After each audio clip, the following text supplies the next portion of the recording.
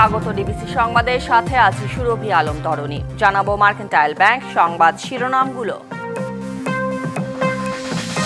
শেখ হাসিনা সহ ৩ জনের বিরুদ্ধে জুলাই গণহত্যার অভিযোগ আমলে নিল ট্রাইব্যুনাল।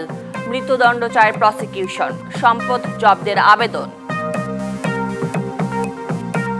আবেগ শূন্য, প্রমাণ নির্ভর, তথ্য নির্ভর, নিরপেক্ষ এবং ন্যায় বিচার। আগামী 16 জুন আসামিদের উপস্থিতি এবং আসামিদেরকে গ্রেপ্তার করে হাজির করার জন্য নির্দেশ দেওয়া হয়েছে।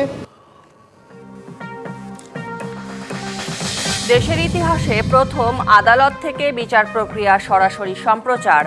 দেখানো হলো জুলাই গণহত্যা মামলার অভিযোগ দাখিলের শুনানি। রাজনৈতিক দল হিসেবে 1 যুগ পর নিবন্ধন ফিরে পেল জামায়াতে ইসলামী।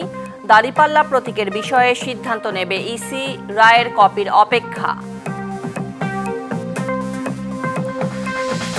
ডিসেম্বরে নির্বাচন হলে 2/3 ভোটে জিতবে বিএনপি, আশা নেতাদের। প্রধান উপদেষ্টার বিরুদ্ধে বিদেশে মিথ্যাচারের অভিযোগ। অন্তর্বর্তী সরকারের প্রথম বাজেটের আকার 7,90,000 কোটি টাকা। অর্থ উপদেষ্টার ধারণকৃত ভাষণ প্রচার আগামীকাল। সামান্য বাড়ছে করমুক্ত আয়সীমা।